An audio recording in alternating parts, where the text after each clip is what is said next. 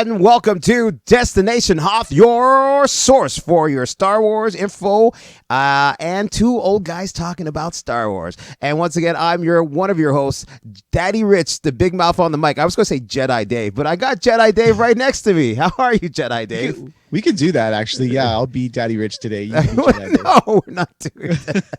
You're pulling my wife. You're pulling almost my wife now. I'm going to be you, and this is how you talk. Blah blah blah blah blah. I don't know how well I could do it. I'm not good at doing an impression of Daddy Rich, but I can try.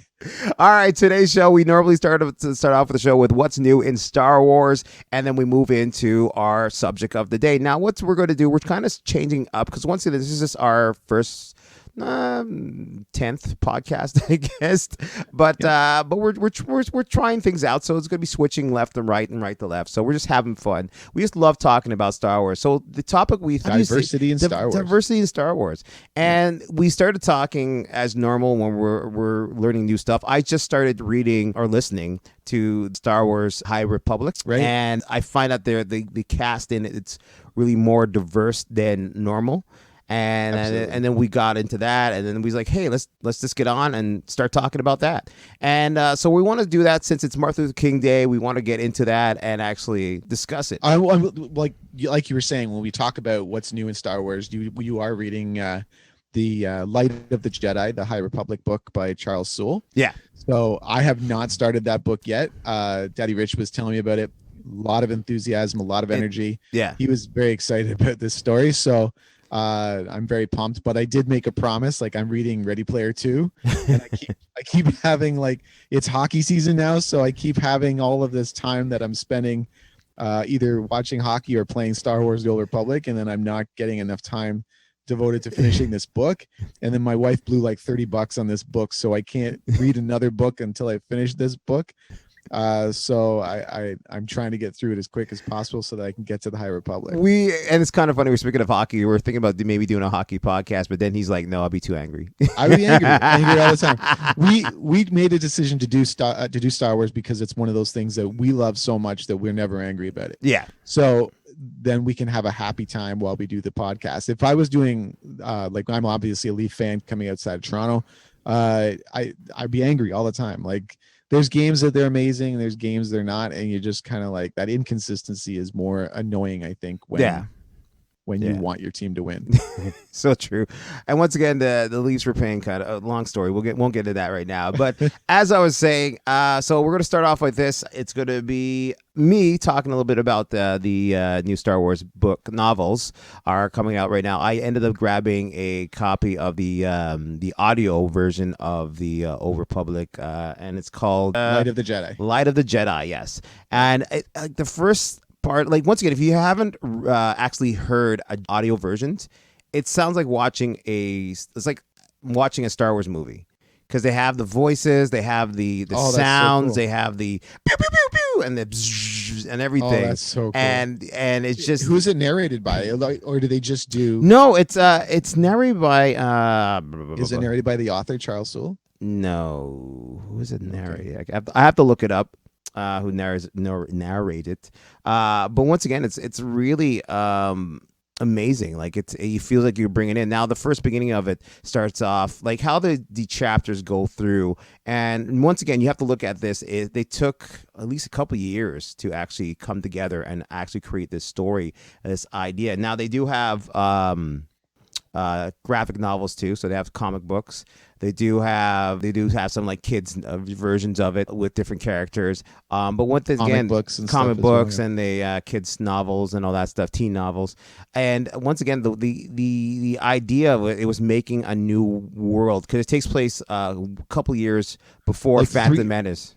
300 years actually, before Phantom Menace. Yeah. And then so the new era of the High Republic gives them so much more creative freedom, right? So it's more or less, when you look at Phantom Menace, the Skywalker saga, it's just a breath of fresh air, and it's a nice little look at Jedis. Like, it comes from a new look at them. The darkness is not there. There's no Sith as the enemy. In it. It's just a nice little look, and it starts off in 3 different kind of chapters where they have a big catastrophe where the Jedi's come in. Now, at the time when Phantom Menace, Clone Wars, and Revenge of the Sith, the Jedi's were more like warriors, Jedi warriors. Because you remember when Luke went to look Yoda, he was looking for a great Jedi warrior. Right. And so, but And then it, Yoda says, "Wars do not make one great."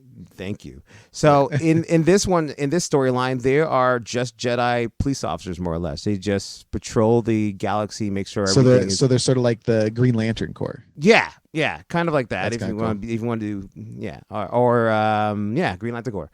So they kind of more or less have their every section set off, and a Jedi can do whatever he wanted. They kind of, it's kind of cool how they do the older Jedi's. The older Jedi's at the time could either stay back at the capital and study more and just get less of the protection of the galaxy. Or if they wanted to go somewhere and be a cook, they can be a cook. So it's kind of cool how the story is with the Jedi's, because they actually see a little bit more knowledgeable about the Jedi's. Now, another thing that was cool about, I thought, is that they touched on more of the training, because usually when we saw Phantom Menace or when we saw Clone Wars, excuse me, they didn't really touch too much on the training. Like the only Very time brief little I snippets. think the only time we saw real training was when in Empire Strikes Back. Yeah, And and a that, little bit in Last Jedi. no, love that. But this one, the story actually evolves around each Jedi. Like each Jedi has a mission, and an idea. My favorite character right now, and this goes back into the culture of. They actually have a black Jedi in there with dreads, and when I was listening to it, he's jumping from the air and his dreads are flying. I'm like, dreads? What the bum? I was like, Jamaican came out right there.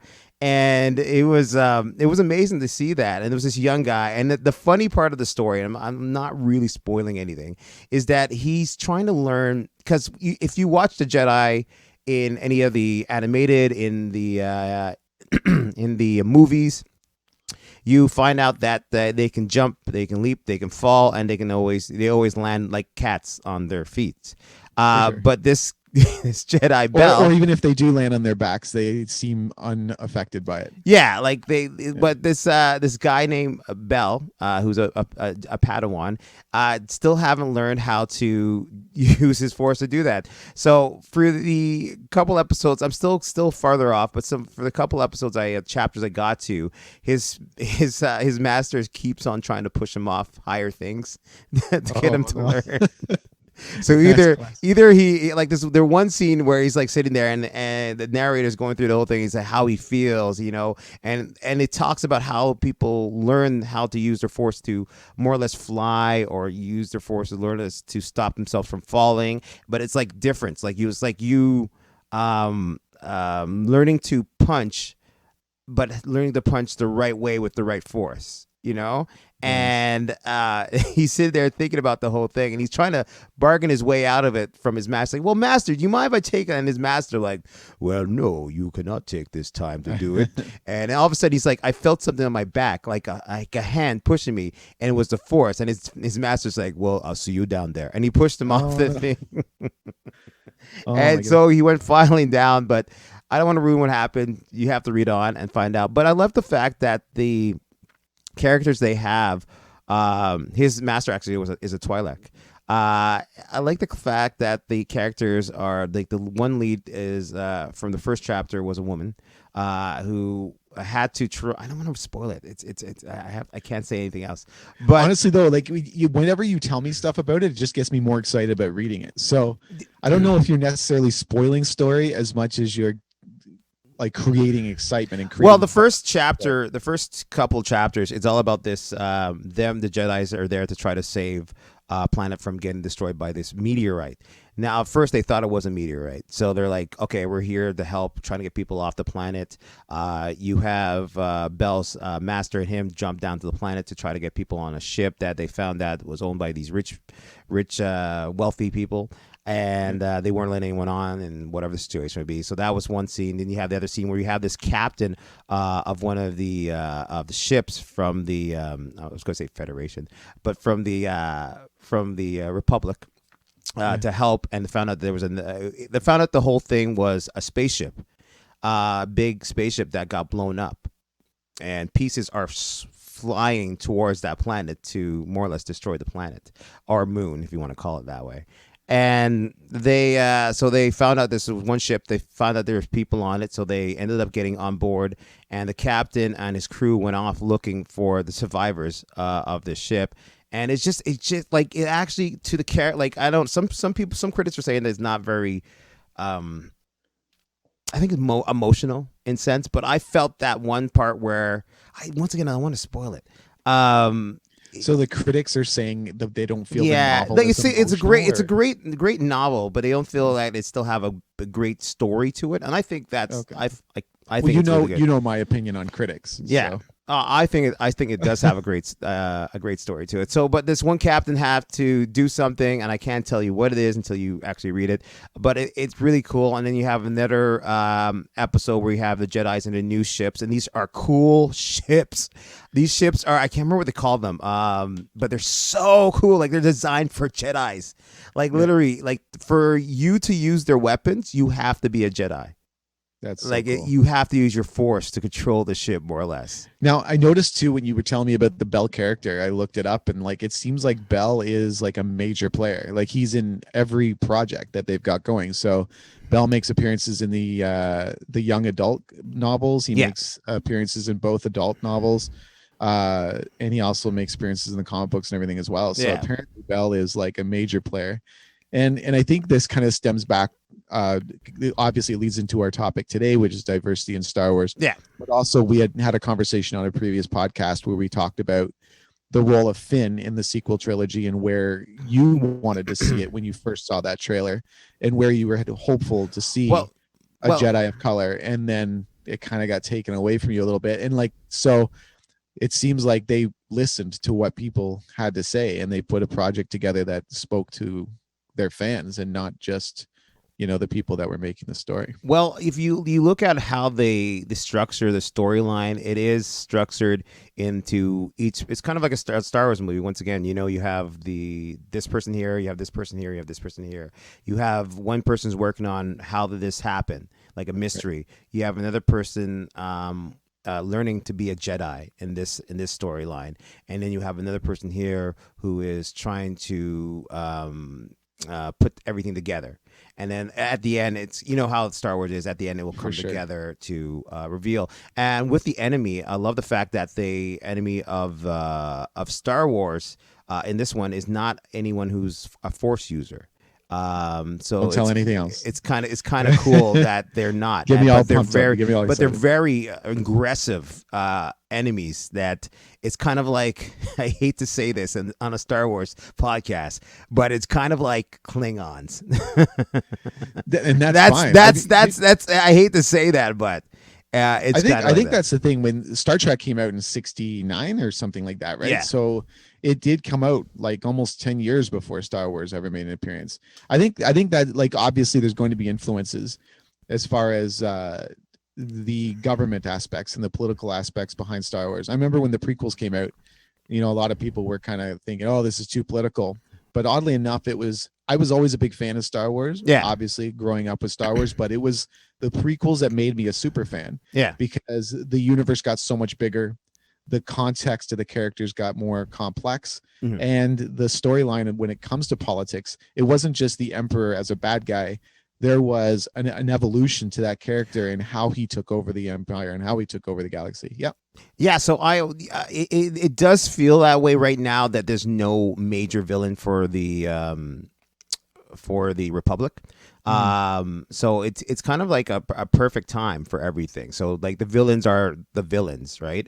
But let's go back to the thing where we're talking about the lead in with more different cultures. Like they have one of the chapters I was in was the female lead. She was awesome. They have Belle as the second lead. And I can't remember who the third character was for the other lead, but they had a very multicultural look for their cast and it feels like the young Jedis who are in the storylines are going to be the leads coming up, right? and Mhm. each they have a black girl who's a Jedi. They have a Wookiee who's a Jedi, and that was really cool. And then they have Belle, who I finally feel like that's a Jedi that a kid who's younger than me could look up to, and I think that you're right when they sat down and discussed this whole project because people were making fun of it. They brought how many writers in their room and how did they do this? And it's kind of like a Marvel idea where they brought an idea together and they're like, we need to do this, we need to do this, we need to add this, we need to add this. Because I think that the Last Jedi, well, for the whole thing with the new Star Wars storylines, I think it was just rushed. I think it was put through. I mean, we kind of touched on this For before. sure. And I think after you were telling me what they did with these books, it became even more apparent, right? Yeah. It wasn't a mistake, I think, made by Disney, because I think it was the fans wanted to see something, right? Like it had been at that point 10 years, I think, because I think Force Awakens came out in 2015. Yeah. And then the last Star Wars movie before that, if you don't consider the Clone Wars, or if you don't count the Clone Wars, was 2005 when Revenge of the Sith came out, right? Yeah. So there was a demand to have a new Star Wars product out there.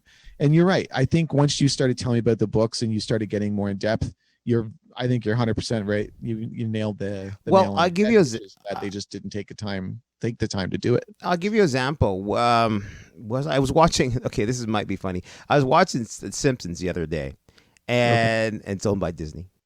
Bing. Yeah. I was watching The Simpsons the other day, and they had an episode where comic book guy is married to his love, and she wants to have a baby because she was hanging out with The Simpsons, and he's so against having a baby. He's like, "No, I don't want to have kids," because he had a bad. Spoilers right here. He had a bad childhood when he was a kid. Spoilers on The Simpsons. I'm throwing it out there. Any Simpson fans out there, don't get mad at me. So there were a part where they're watching a kind of a ripoff of Back to the Future. And it's like instead of a DeLorean, they had a paddle boat. You know, one of those big paddle boats. Paddle boat, Yeah, one like of those big, the little boats where you no. It's a one of those big ferry. You know those big Louisiana boats. You know, like the ferry boats. Yeah, like one of those ferry boats and everything like that. And they had Bart and Lisa Simpson, who are kids nowadays, are on the phone, you know, swiping left and all that stuff. Because you know you have kids, they're on their devices and you know swiping and doing all this stuff, right? So they're not swiping, but yeah. Yeah, so well, you know what I mean. So he took their phones away and he said you should watch this. And they watched the whole movie and he's like, "Watch these kids. Oh my god. They're going to say it's terrible. It's going to be really bad." And then Lisa's like, "Oh my god, it was so emotional. It was such a great movie. I felt everything." And then Bart was like, it was so much fun and action and adventure. And it's an older movie. Like it's something like it's like watching the old Back to the Future with your kids. Just like the Back to the Future. So exactly. What happened is that they watched that classic Back to the Future movie and he was touched by that. He felt that he saw a new he revisit the movie again, but through the kids.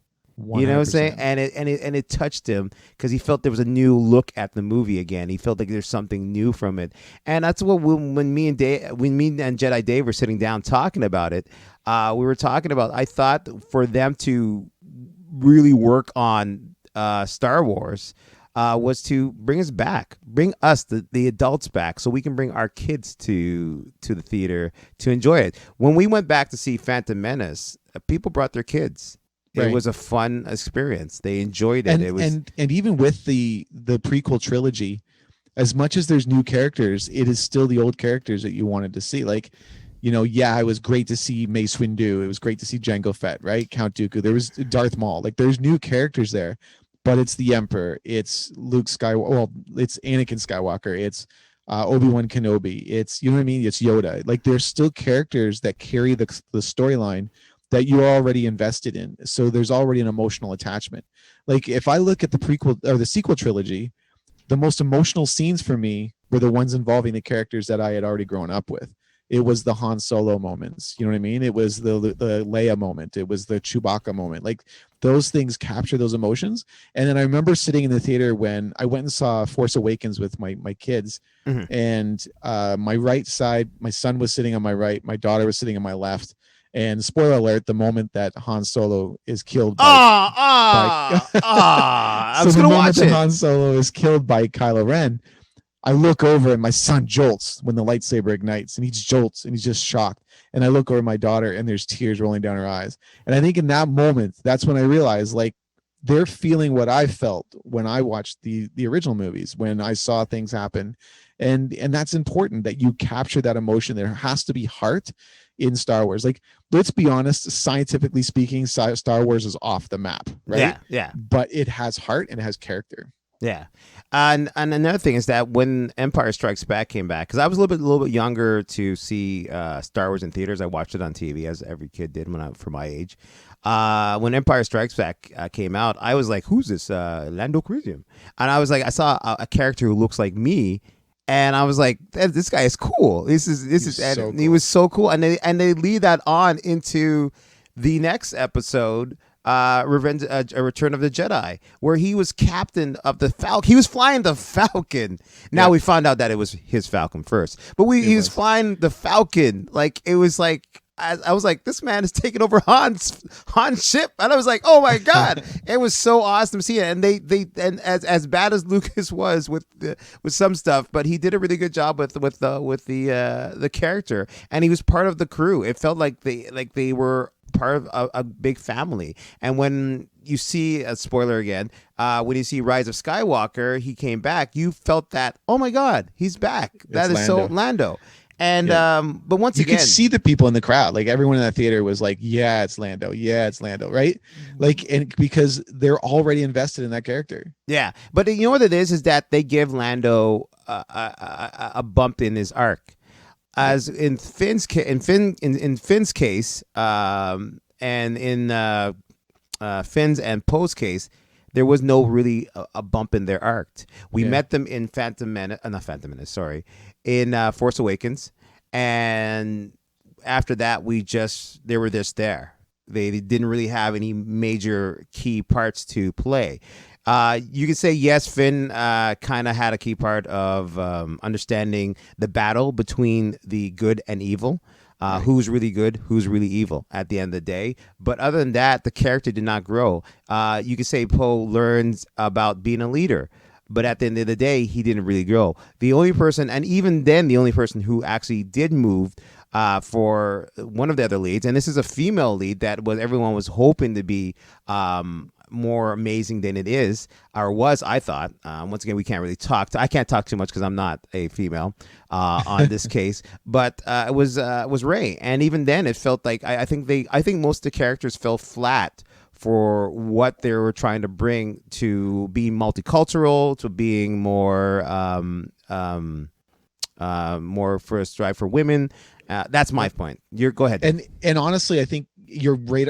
Absolutely true. Like, even with Rey, the first movie with Force Awakens, like, they had developed that character. Oh, amazing. And it was going to be an important character. Finn was going to be an important character. Poe Dameron was going to be an important character. You had like this feeling of those characters. And then all of a sudden, in Rise of Skywalker and The Bid and Last Jedi, Rey just became a catalyst for the redemption of Kylo Ren. And all of a sudden, her storyline wasn't as important as what she could do for Ben Solo. Yeah. You know what I mean? And I think, like, and I'm not saying that is entirely, because people are going to see different things. You're going to see what you want to see, especially because, like, I love those characters. Like, I loved Kylo Ren, I loved Finn, I love Poe Dameron, I love Rey. Those characters are such great characters. It just feels like, as a Star Wars fan, knowing how much I loved the characters before, I was never disappointed at the end of the original trilogy with where those characters were sitting at the end of Return of the Jedi. Whereas with this film, I felt I was a little uncomfortable with where Finn was. It made no sense that he was trying to tell Rey that he was force sensitive. And even J.J. Abrams confirmed that that's what he was trying to tell Rey, that he's force sensitive. Then why isn't it in the movie? Like, you're sitting there thinking, like, why would you never close that door? Make sure that everyone understands Finn is force sensitive and he's going to be a Jedi. Like, I feel like why would you just still leave that open at the end of that story? I think that there's all these little questions and stuff, but getting back into our topic, let's go. All right. So and then it goes back to when John Boyega was talking about how he felt when he was on set, that it was just more of, we have to I felt and I can see where he's coming from. Once again, the stories. Once again, we're not hating on the Star Wars movies that we watch. We love them either way. We still watch them. We own them. But the thing is that made sense that I saw from what John Boyega was talking about his character and the other characters, is that the fact that he was just there as the black guy. She was just there as the strong woman. The Poe Dameron was just there as the Latin guy. You know what I'm saying? It wasn't really anything. And even at the end where they had like the lesbian kiss, it was just It's put just in there. It was just Yeah, there. it's just They didn't really take the time to understand what they wanted to bring to this new culture. They didn't take the time to actually put it in. Now it goes back to the High Republic storylines. They actually took the time. They actually taking the time to understand the characters. You feel more for the characters. Now, mind you, this is coming from a book to a movie. So for sure, and there is a lot more time that you can spend developing characters. And like I 100% I understand what you're saying. Like when you're writing a novel, there you can develop everything. You can explain everything. Everything's there. You can have things develop through thoughts, right? When someone's thinking something, as opposed to having to actually show that to everybody so that they're on the same page. Yeah. And obviously novels have, especially with comic books, because it's such an ongoing series. So you can continue to read a comic book every month and continue to develop a storyline over years and not just over a 2-hour interval. But okay. Great writers will be able to do that in a 2-hour interval. Ooh, so Right? so true. So okay, what movie could you say? And this is a good question for you. What movie could you say did that, where they brought in these characters, say multicultural or non-multicultural? In Star Wars or in general? In general, just in general. I can think of so many different storylines where they've like in one movie they made you feel something for characters right away. Yeah. Right. I can think of TV series as well that have done it. So like not necessarily in a 2-hour interval, but even in the first 4 episodes, which is seemingly 2 hours. Right. So things like the show Kim's Convenience, or the show Schitt's Creek, those shows that I've watched, I felt something for those characters within the first 4 episodes. So that is within a 2-hour context that I've actually felt something. For movies, I think of Usual Suspects and how much like you really understand every one of those characters by the end of that film, and it's not even a 2-hour movie. For me, for strong women lead, I throw out Aliens. Aliens is really huge. That's true. I can throw that out. Like it made the story about this person in the first movie, and now I'm talking about the second movie, but in the first movie alone, it shows that at first she didn't even like how they did the characters. At first, you didn't know, spoilers, that Ripley's going to be the last one. You know what I'm saying? You didn't know she's going to be the strong one. There's no reason to think that. You think Tom Skerritt is your lead. Yeah, right? yeah. Like, that was the whole. Yeah. So you're thinking, all right, yeah, okay, cool. And then at the end of the whole thing, she was the last one to survive, because she was a strong woman that they 100%. That when you're watching the first Alien movie, like the fact that Tom Skerritt is your main actor, and you just think, okay, and he's the captain of the ship, Dallas is going to be the last guy. Like he's the guy. And then the moment where you realize that he's not, like even in Aliens, the second movie, you at that point you're established, okay, I know Ripley's going to survive because she's a badass and there's just nothing that can stop her. Yeah. But at the same time though, she's still the least trained among all those Marines. That's so true. She's still the only one that survives. But once again, it shows the instinct of that character. It's the writing of it. It's the writing of it. How the writer took time to say this is what the character's going to be. And I felt that with the Star Wars characters for the new Skywalker saga, I felt that they had an idea. And if you actually read some of the scripts that are out there from that didn't get to go on, like because there was a script that was released for the Last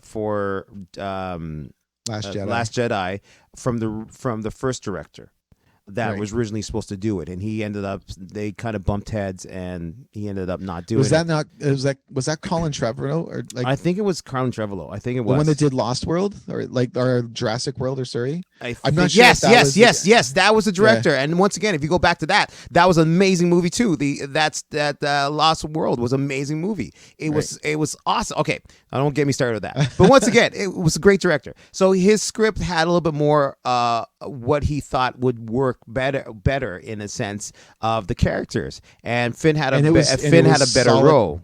and it was solid continuity from Force Awakens. Yes, It kept that flow. so Finn had a little bit more opening because if you go back to the interviews that Finn and Ray, Finn and Ray, Daisy Wrigley and John Boyega were going through, Finn was learning sword fighting. Yeah, He was learning sword fighting. Why were you learning sword fighting for these episodes? Why? You know what I'm saying? Like, so there was a whole bunch of stuff that I'm assuming they had the first script and they're like, yeah, this is gonna be awesome. And Finn was like, yeah, this is gonna be so cool. And I'm sorry, John Boyega. Sorry, John. And it'd be so cool. And I think it's they once again they rushed. In my point, I felt that they rushed the idea of having this multicultural cast in Star Wars. Just, I hate to say it, to get it out there to use the Lucas name to make that money. So in closure, High Republic establishes that multiculturalism and that diversity that you felt was lacking in previous Star Wars projects. Yes, that's my thing. And once again, if you haven't yet, go out and get the audio version or the book version. I think the audio version is amazing. So check it out. You will love it because you can sit back and just feel like you're watching or listening to a Star Wars movie itself. This has been it's a good conversation. I think we should make this a two-parter. Well, let's get into our next topic. All right, what's the next topic? Go ahead. Well, we're going to get into the diversity that does exist in Star Wars. I think we touched on that too, but okay. Well, we touched on it a little bit. Okay, but there was so much more. Like I was looking because I actually watched the prequel trilogy again over the past weekend. Okay, I'm sitting there watching it. So when we go back to the original trilogy, really the only person of color that stood out was Lando Calrissian, right? Like he was the only major character.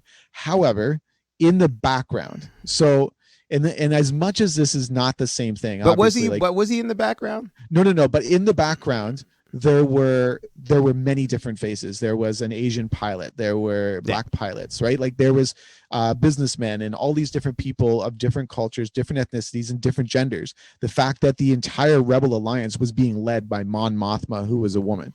Right. So like true. It shows that diversity, but they were still not major characters the way, say, Lando was or Han Solo was or Princess Leia. Like those are very important characters. And so I gotta say this because Daddy Rich changed my mind and like, okay, hold on. I'm raising my hand. All right. So now let's go back to when I changed his mind. Now when we first started watching the new, like so we met way back when, a decade. I say we can say a decade now. 23 years, I think we've been friends now. Yeah, almost 25 now, I guess. But 23. It's like 98, I think. I guess when first Star Wars came out, we both went. Like we went to watch. Right, it that was like a year after we started hanging out. Yeah. So I actually I met you the same year as my wife. So there you go. So it's when we first started, whatever, and then we started hanging, and then the new movies are coming out. I'm like, oh, I was so excited because I'm thinking Finn's going to be a Jedi, and that didn't happen. And I was talking to my buddy, and we're just talking, and he's like, Jason, why are you being like this? You know, it's a good movie. Finn doesn't have to be a Jedi, blah, blah, blah, blah. And I was like, I'm sorry, I'm not doing your voice well, but but at my point, at the time, he didn't see. His wife got it, but he didn't see what I was trying to say. When I was growing up as a kid, all I saw for my heroes were all white. And so I used to dress up as Peter Parker with my mask on. And the thing with Spider-Man, you can be anyone underneath the mask. Sure. Superman, I had my cape on, so I was flying around like Superman, but he was white. In Star Wars, I was Luke Skywalker, but he was white. You know what I'm saying? So it was hard to be like G.I. Joe. I was Duke, but he was blonde and blonde hair and white. I was some really cool black characters in G.I. Joe. There were some, but I wanted to be Duke. Like, come on, who didn't want to be Duke? Like, come on. I don't know. I obviously I was a Snake Eyes fan, but Roadblock was a badass character. But my point is just that when I was growing up, I always wanted to see me on screen. And I have to say, nowadays we are seeing powerful women on screen. We are seeing multicultural, more people of color on screen. And I think the most defining thing too is that when you do have a role for a woman or you have a role for an African American man, the most important thing is that it's not definitively an African American role or definitively a woman's role. That character could have gone to anybody, but you chose to give it to this person. And it's by creating that's diversity for me. It's not just having a Jamaican character. It's about having someone who could have been played by anybody. Like if you look at the movie Tenet, right, with Denzel Washington's boy, like he's in this movie. I couldn't believe that was Denzel Washington's kid. I did not know. You didn't recognize how he's talking? John David Washington. Like, yeah, that guy Washington. He's awesome. He is an amazing actor. And I'm sitting there thinking, like, how could this guy come out of nowhere and be such a good actor? And then I found out who his father was, and I'm like, oh, this kid's been groomed since childbirth. It kind of sucks that his movie didn't get the big splash because the whole COVID. But my point, though, is in that movie, that could have been anybody that played that part. That part typically would have gone to a white actor 20 years ago or 10 years ago, even 5 years ago. Yeah. And now you're seeing that's where they're making that conscious decision to say, look, it's important to make sure that we have faces in this picture that everyone can see themselves in. And I think this is the thing. So like the way going back. All right. Now, once again, hold on a second. Now going back to my conversation, how you didn't recognize what I was trying to say now, what kind of changed your mind of seeing where I was coming from? Honestly, the fact that I listened to what you had to say. And this is something I think that's missing in society as a whole. Like I am the least racist person I've ever known. Well, I don't know about that. Even Daddy Rich is more racist than I am. So true. I hate other black people. Don't listen. That's not true. I'm joking. But my point is that. But when you're growing up watching movies and you watch television shows and you watch those projects, being a Caucasian person, you don't notice those things because they're already there. There's already white people on the screen. Yeah. So I'm not missing anything, and I don't know what it feels like to not have that. Yeah. Because it's already there. Mm-hmm. So the moment that Daddy Rich was talking to me about it and saying, look, like it's important for me to be able to see myself that I wanted to be a Jedi, right? I didn't want to be the businessman that Lando Calrissian was, where he owns a business and he's he's kind of cool and smooth and everything. All that stuff is really cool, but no kid grew up thinking, man, I want to be Lando, right? Like every kid wants to be Luke Skywalker. And so I never understood it until I listened to what Daddy Rich had to say. And then even at the point we had like this heated debate and we had this discussion because we always have heated debates. And it's true though. Like, but it's great. It's great. It's great to heat it. Even as we get into it, like we're going to talk a little bit more about it now, but it's like,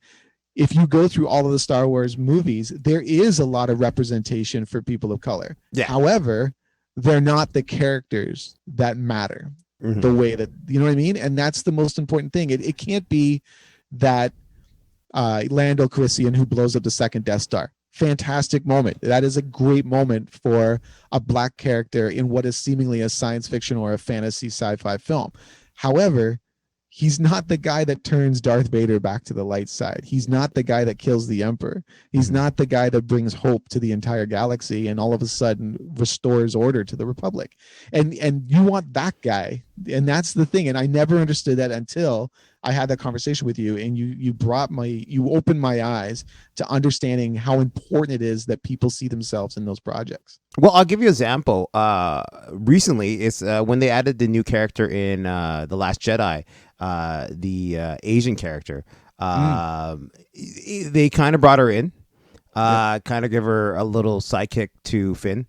A little of interest to Finn, and then the next movie they kind of just wipe her away completely. It was just like, okay, here you go. Now that's why I'm so happy that Marvel is doing this this movie coming out, Shang-Chi.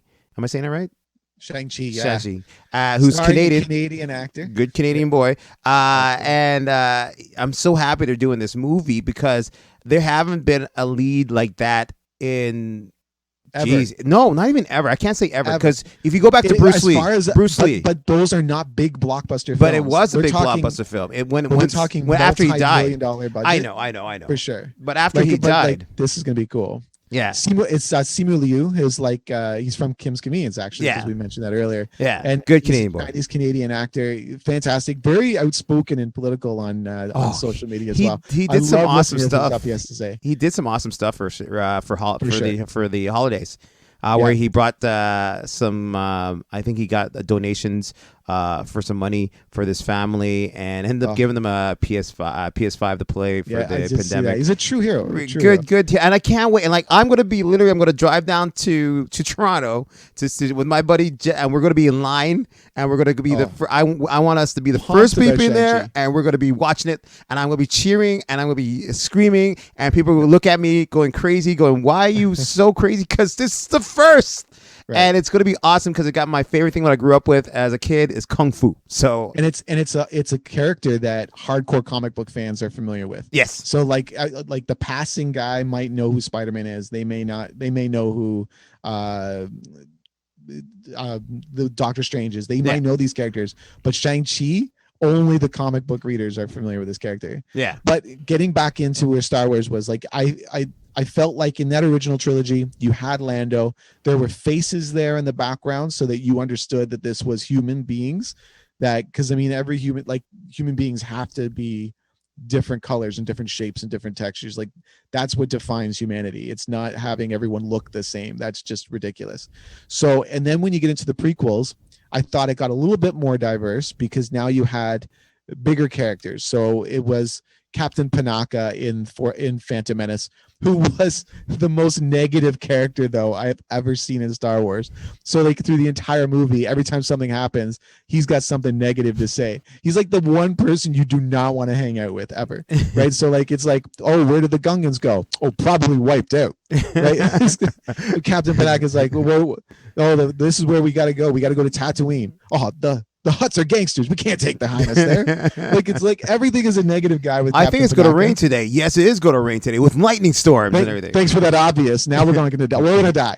He was like Bill Paxton in Aliens. I can't do it, man. I can't do it. We're going to die, man. Put her in charge, man. We're all going to die. And then Mace Windu, of course, who was like the second most powerful Jedi on the council. But this is the thing. I honestly never picked up on this. And that's the thing. By talking to Daddy Rich, having him make me a little bit more aware of things, I start looking a little bit more closely at things. And I noticed the Jedi Council in Phantom Menace, there's only two human beings, like two actual human beings, three really human beings on the council, and all of them are people of color. And I thought, like, this is probably George Lucas, who's married to an African-American woman, who was married to an African-American woman. Is he divorced? I don't know if they got divorced. I'm going to have to check that out. But I felt like that was him making that attempt to make sure that was there. So Mace Windu is there. Adigalia, who I think is listed as a Telothian, but she was there as a black woman who was playing that character. And then Deepa Balupa, who is Kanan Jarrus's master, was played by an Indian woman. So like you had like there was no Caucasian human beings on the Jedi Council until Obi-Wan Kenobi joins in Revenge of the Sith. So true. So I thought that was really neat. You had of course Captain Panaka, then you had Captain Typho, who is the next person who's in the Attack of the Clones, but then also even Jango Fett, being from the Maori culture and from New Zealand, right? Not a man like as just a badass Maori guy, having Daniel Logan come in as the young Boba Fett. Those were people that are obviously lighter skinned people, but they're not white people. They're not Caucasian people. And I think like those movies all of a sudden took things into another turn where you felt this feels more real. It feels more normal the more that you see people look different and more, but at the same time look like the people watching those films.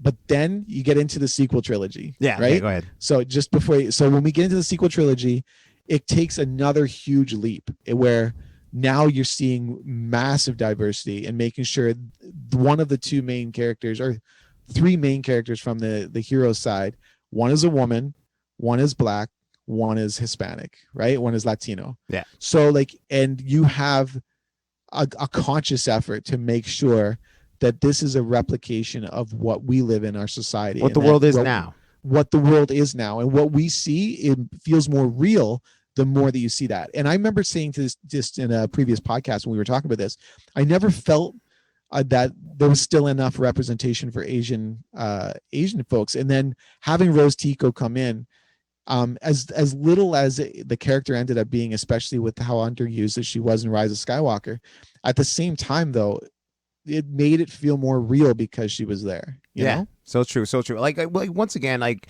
TV movies are changing now. They are not the same that we grew up with. When I used to watch Mr. Belvedere and so, like, a family of white people, or when I used to watch Family Ties, a family of white people. You know, and then you have the sprinkle of that Bill Cosby show.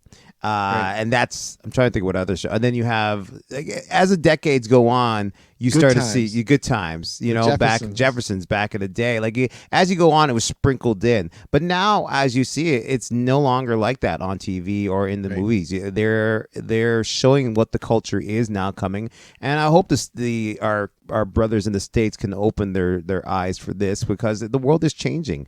It's not Right. the old days where you can have just the white characters online on the movies anymore. Like even in commercials, it's changing where you have interracial parents. You have gay parents Right. on now, like two gay fathers. Like Right. it's like the world is changing. And going back to Star Wars, I think they were trying to do something to go with the change of the world, but they didn't really have the right idea. Like for Black Panther, for Marvel, they got a black director and they also got a 100%. and a black writer to Right. to work on the story of Black And Panther to Disney, get that idea. Now Disney's always been yeah, ups and downs with the racial things from back in the days till now. That's very why focused on it now. very Very focused focused on because it now. like I went to Disney World the last year and they closed down Splash Mountain because they thought it was too racist. Because it was Wow. they had the ding ding ding ding ding ding ding hey and so Oh. they closed it down. They're reopening it as something brand new, like it's still be Splash Mountain, but they're redoing it to They're make gonna it the update frog. It's gonna be the Princess Frog, actually, Princess Frog Nice. ride. And so they're redoing it to make it something different than it is. So And go ahead. see, and the thing, and this is the thing, like, I know a lot of people are like, oh, why does that matter? Why does that matter? Like, maybe I shouldn't do it in that accent, but people say, like, why does that matter? Why should that matter? The Mhm. reality is, though, is I'm taken back to an interview that I watched where Mark Hamill was being interviewed by Frank Oz, Okay. and Mark Hamill told this story about a little boy that came to him, and I'm gonna try not to get emotional because every time I think about Aw. this story, I get emotional. I'll put But the music on right now. oh no, but there was this moment where a little boy who was an amputee who had lost his hand, and he Mhm. came up and he met Mark Hamill, and he said to Mark Hamill, he said, it's because of you that I wasn't scared when I lost my arm, because I thought Luke Skywalker lost his hand and he wasn't scared. So it inspired this little boy to get through a very rough patch in his life. And then you think from Star Wars in general, how often those characters have inspired people to get through portions of their life and parts of their life. And it's important then for the people as the viewer to be able to see themselves in those characters so that they can find inspiration. I remember looking back at I was watching an episode of Oprah, I think, where they were talking to the kids from the Cosby Show, Yeah. and there was a woman who stood up and she was so emotional and she said, I'm a lawyer, and the reason that I'm a lawyer is because I saw Claire Huxtable as a lawyer. Right, the moment that all of a sudden it became real to her that she could achieve this same goal because she could see it. It wasn't abnormal. It wasn't weird. It wasn't strange. It made complete sense that an African American woman, of course, could be a lawyer. Yeah. Right. In a couple of days, we're going to see an African American, an Indo-American woman Jamaican become vice too. president of the United States. Right. And all of a sudden that inspires people to say, look, it can be done. I can see it. It's a samurai philosophy, right? Which says if one can do it, it can be done. And when you become that first person to do something, it's so important. So when you're watching those Star Wars movies, when you're watching movies in general, you're watching television shows in general, you need to see diversity so that they can inspire a whole new generation of people to become something else. Well, Yeah. once again, like I'm not saying that you shouldn't just if you're a writer and you can write from being a white person, then you're just do it. Like this, a story is a story at the end of the day. I'll give you an example for the Watchmen TV series. I never knew too much about Black Wall Street, and the director and producer of Watchmen. He found out all this information. He was talking about how he used to go to parties and tell people about the whole Black Wall Street and how the whole thing happened and all that stuff. And he always wanted to The kind Tulsa Massacre. the Tulsa Massacre, how he always Yeah. wanted to touch on it. And so when he was going to make Watchmen, he sat back and he said, "Listen, I'm not a black guy or a black woman. I wouldn't know how to write on their behalf. I can write a great story, but I can't write on their behalf." So he ended up getting some great writers to come into the writing room who are black and women Perfect. to create Watchmen. And once again, Watchmen was an amazing series. That's too bad it only did one series. But once again, it was Very it disappointing, was actually, very disappointing, and they because wanted it some more. ended in such a way that I have to see more. Yeah, But it's like, and also like, I love Regina King. oh, she's awesome.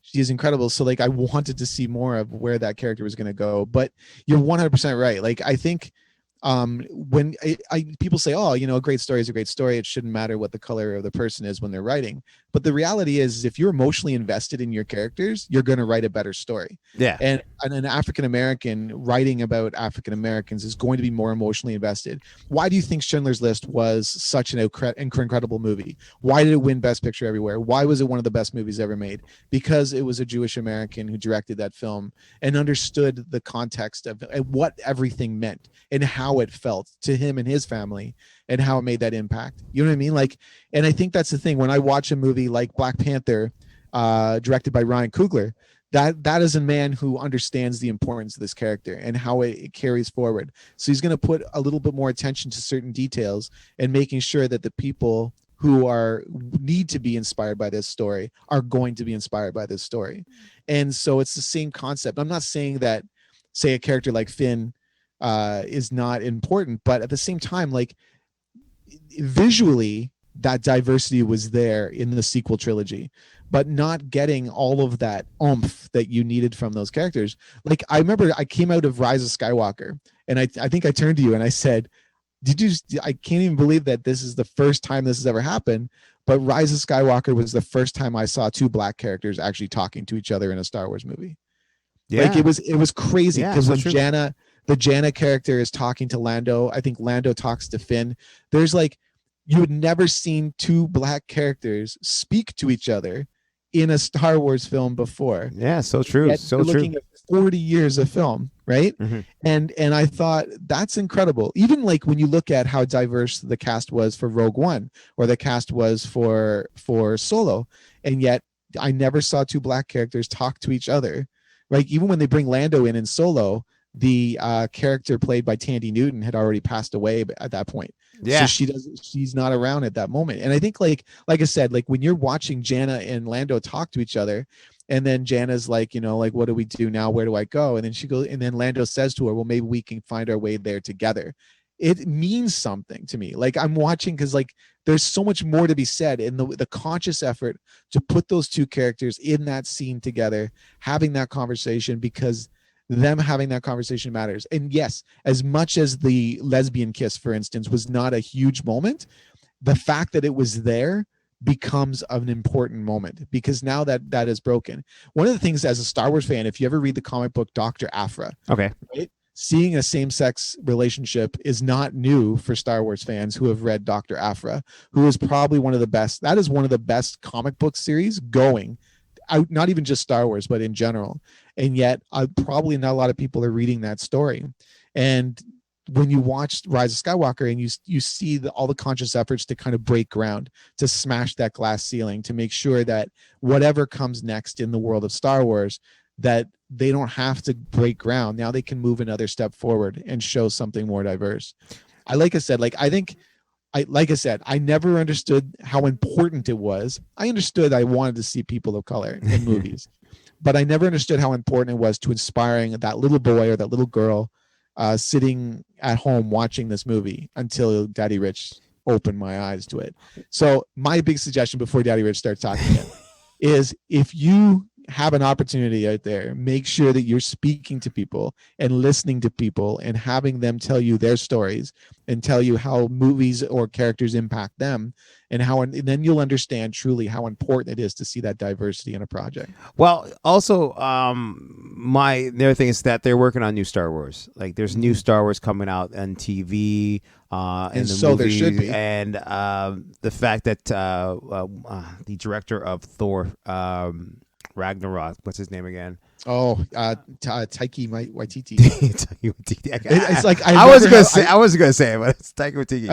another man of the Maori culture. Yeah, he's coming out. He's doing his own Star Wars movie. And I have some. I think that he definitely probably will use some people of color in his movies. How for bold Star. was it to have himself playing Adolf Hitler I in know. Jojo Rabbit? It was awesome. See, to me, like that That is was a good movie. it's huge. That like, and it's stuff like that where when you have someone who's not really a white man playing Adolf Hitler in Jojo Rabbit, and all of a sudden you become more tolerant of the character Well, because wasn't no the one likes Adolf Hitler. Wasn't the rumors that Adolf was like partly Jewish too, or something like that? Yeah, there's always those rumors. Yeah. It was whatever. Okay, but once again, my point is that Star Wars is moving forward and they are doing new stuff.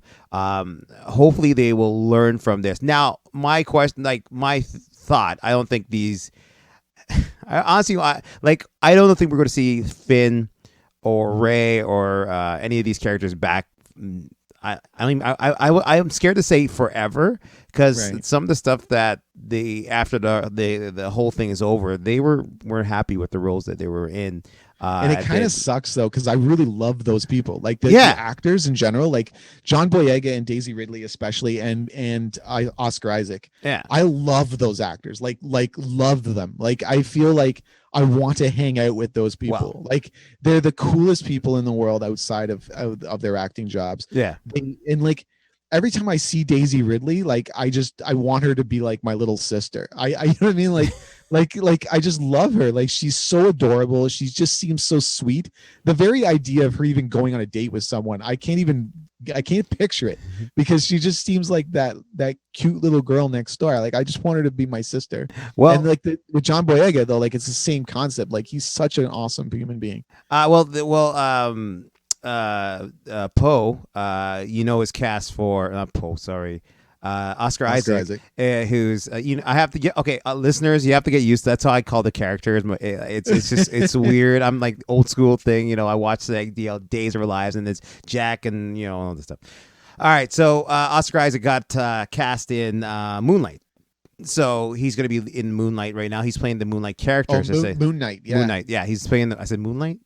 Moonlight. Yeah. I would say moonlighting. Like Moonlight. Mahershala Ali. Yeah. So he's in the new. He's in that movie. TV show, and they just cast Ethan Hawke. Actually, little fact there as a villain. Yeah, I'm loving Ethan Hawke. Lately. Yeah, he's awesome. He was in that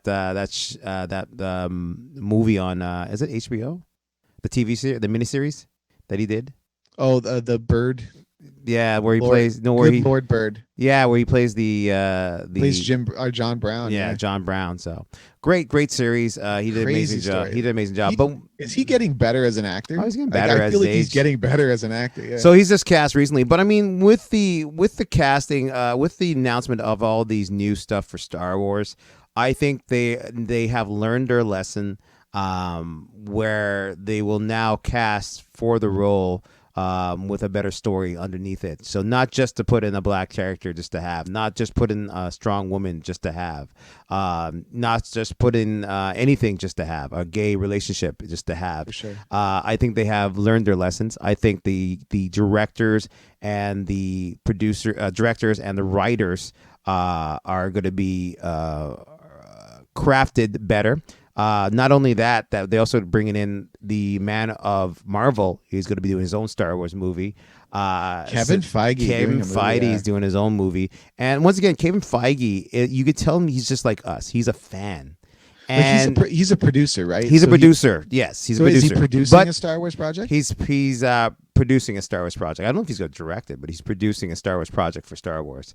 But he did get a writer already. I can't remember who the name of the writer is for his Star Wars movie. But he is doing a movie. And once again, go back to Kevin Feige, is that he's a fan of the Marvel characters.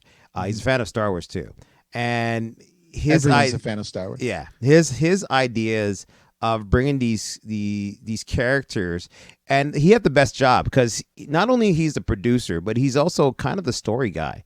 He will come into the room and he will go through, and this is the idea I have for Black Panther. This is the idea we have for Fantastic Four. Wink, wink. This is the idea we have for Shang-Chi. He goes through the idea, and then he picked the best writers out there and the best directors to come and put his idea together. And he and I felt with the producer, and once again, she's an amazing producer. And if Steven Spielberg swear by her, then Kathleen Kennedy is amazing Right. producer. And because Steven Spielberg is one of the greatest directors in the world. She gets unnecessary flack. Like the thing with like let's sum it up this way. When it comes to the Okay. sequel trilogy, I feel like with the sequel trilogy, what we're looking at is I loved those movies. I think they're very good. I don't think they are as good as they should have been. Yes. Or Yes. could have been, even Yes. for that matter. But I do not believe for 1 second that Kathleen Kennedy is the reason that they're not as good as they could have been. No, not one bit. Like if you look at Solo as the ups and downs with Solo it was a Star Wars movie. It If felt you go very Star Wars. if you go back to Rogue One, it was a Love Star that Wars movie. movie. You want to it's- talk about diversity? Like that was the first time you saw a major character being played by an Asian actor yeah, in Star Wars. yeah, Like that was Shuret Imwe and Baze Malbus, who like honestly those characters could be gay. We don't even know. yeah. Like I loved that movie. Was a war movie. Yeah. It was oddly enough that Star Wars has been Star Wars for so long, but it wasn't a war movie until Rogue One. And it was a female lead. It was a female lead. She was a strong female character in it, and I thought they did. Now, they had some issues with the director, and the director kind of left it and came back, whatever the situation would be. But it was a great movie. It was Whatever an awesome happened, movie. it worked out. And Like, and they're doing a spinoff with the character. such fantastic. Another Latin character. And that's Diego Luna, Yeah. Luna, right? So Yeah. like that is like I said. I mean, oddly enough, though, the only African American actor in the movie was Saw Gerrera, was the Forrest Whitaker character. Yes. But it like as far as that core group, though, I mean, they had a Muslim man, they had a woman, they had a Latino man, they had 2 Asian men. I mean, like they went out, and it wasn't. But they, like you said, their ethnicity did not define the character. No. Those could have been played by anybody. They just happened to look like everyone else. Yeah, and it was a great cast. Such a good cast. I Great cast. love Rogue One. Rogue One and Solo are probably the 2 best Star Wars films that have come out since Disney purchased Star Wars, for sure. Yeah. So once again, I just feel that with Disney and the whole new ideas that they're coming with Star Wars, I think it's gonna, you go see the difference. Like I was watching WandaVision the other day. A great series so Such a far. good show. I love the this. We're kind of going off topic here very quickly, but I like the fact that they kind of did it like a 1950s TV show with like Bewitch and Dick Van Dyke kind of thing. And the subtle changes where each episode is a new sitcom that And if- they're spoofing off. Did you know that they actually use a live studio audience for the first 2 episodes? Are you serious? I Yes. did not know that. Yes, That is they had mint. actually a live studio audience in there when they were doing those first two episodes. But it was really well done, and it was a woman as a lead. And this WandaVision is not, and then they have Falcon and Winter Soldier, next Captain America is a black man. Like it's you see that Disney learned, I think, from the lessons that they did with Star Wars. The bad press that they got helped them out too, from John Boyega, from Ridley. Did I say her name right? Daisy Ridley. Yeah. Daisy Ridley. And it's, I think that they are taking it more serious, and all the fans out there who are complaining about the black stormtrooper and all this stuff, it's Which like, is the most ridiculous comment I think anyone. it can is ever the make. most. It's just, you sit back and it's like Star Wars wasn't about black, white, or whatever. It was about different aliens across the galaxy. You went on a mystic adventure, and it was fun. This wasn't Star Trek. And the inspiration of hope, the triumph of good over evil. Yeah. It was exactly that. And I mean, but like we were saying, it's important that everyone can see themselves in that story. And it's kind of the one thing I will say quickly is when you look at what we're looking at with Daisy Ridley and the idea of people complaining about, or not Daisy Ridley, sorry, John Boyega, again, people complaining about a black stormtrooper, it kind of goes back to what you said about Spider-Man, right? Yeah. He could have been any color underneath that mask. And it's the reality of stormtroopers. They could be anybody underneath that armor. Yeah. Like who knows what someone looks like under a stormtrooper helmet? I think you were telling me that, but you read a comic where Spider-Man was breaking up these guys. No. It was oh my goodness, Todd McFarlane. Yeah. Who had told a story because he actually, when he created Spawn, he made it an African American character because a friend of his, Al Simmons, who the character is based on, was black. So he had said that what he always wanted to do was he wanted to write an issue of Spider-Man where he breaks up this fight, and these like racist white guys were like, thanks a lot, like we gotta stop these guys, blah blah blah, and like then he starts throwing all these racial slurs, and then Spider-Man was gonna grab him and throw him against the wall, and he says, "What color do you think I am under this mask?" And then the guy was gonna be like, "Gulp," like, and that's the way Todd McFarlane had told the story, and I thought it sounded so great. And then he had said, but at that time Marvel wasn't game on making that kind of that story happen. That'd be would have been awesome. All right, been amazing. We are wrapping up. It is time for us to go. Once again, thank you very much for sitting down with us and taking the time. This is Destination Hoth, your source for your Star Wars info, and just two old guys talking about Star Wars. Do you have any final words before we head out? I do have a final word. It is Martin Luther King Jr. Day. The episode probably is not going to end up airing on Dr. No, we'll make sure. But I want to just say to my American friends, our friends to the south, our brothers and sisters in the United States, I know these are very trying times that you're going through right now, and I understand why some people might be angry and some people are so filled with rage. But at the end of the day, you have to realize that you are not going to get to tomorrow unless you guys do it together. So maybe stop storming your own capital. Maybe stop killing your own people.